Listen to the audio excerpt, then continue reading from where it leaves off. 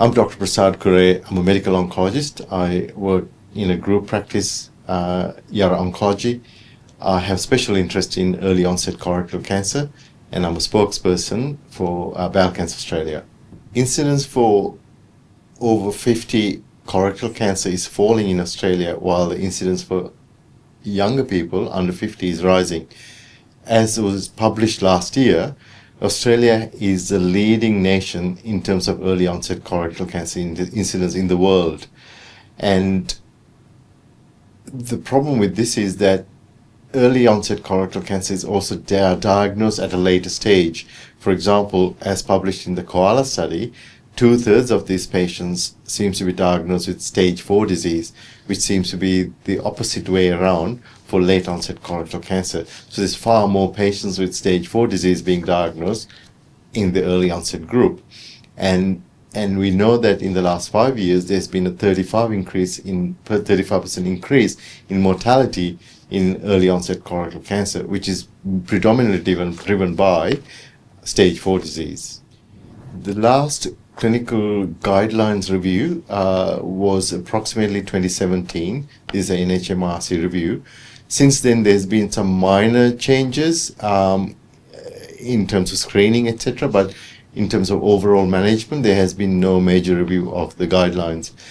Those guidelines are static guidelines and also considers stage 4 colon cancer, that is advanced colon cancer, as a static disease.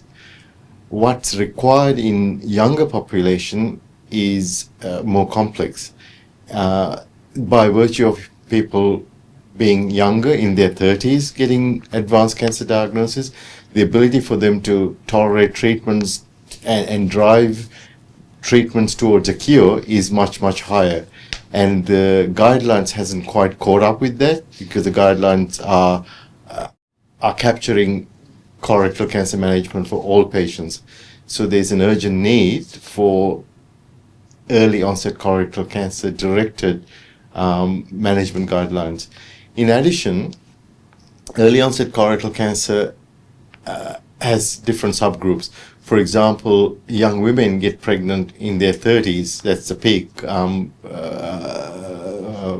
fertility age in Australia.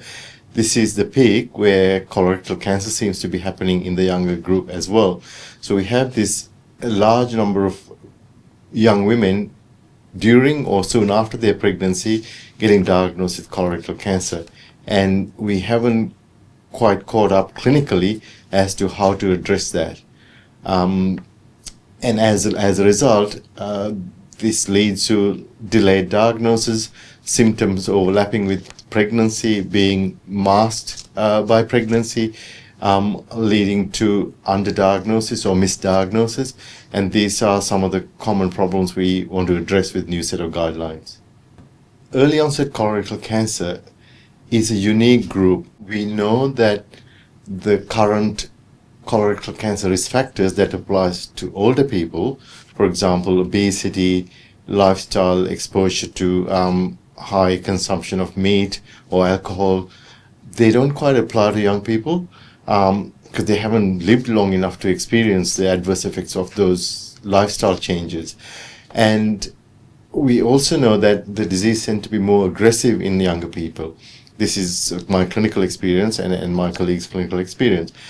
We have a clinical study that was published earlier this year. It's called the Koala study. This is real-world evidence from Australia, looking at a snapshot of young onset colorectal cancer patients and how and what they present with and how are they managed and what features they have. And interestingly, it found that a particularly aggressive mutation called BRAF mutation appears to be much more common in young onset colorectal cancer patients. There also seems to be a female predominance when it comes to this mutation, far more than what we would see in older colorectal cancer patients.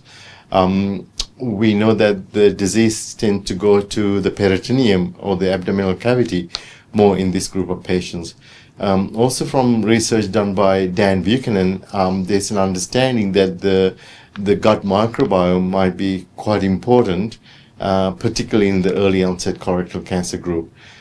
So as it appears to be a distinct disease entity with more aggressive features, slightly variant way of presenting, more patients present with advanced disease, and different distribution of metastasis when it's stage 4.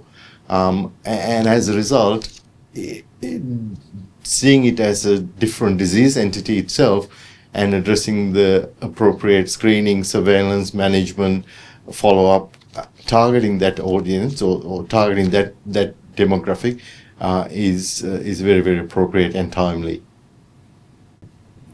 Bowel Cancer Australia is working with Australian Living Evidence Collaboration in developing early onset colorectal cancer guidelines. This has been assigned to Bowel Cancer Australia by NHMRC, and expressions of interest has just closed. And the next step is formalizing a team for the work and defining the parameters of these guidelines. It'll be a living guidelines, which means that as new evidence emerges, it'll be incorporated and updated so that it will always stand as an up-to-date guideline for this group of patients.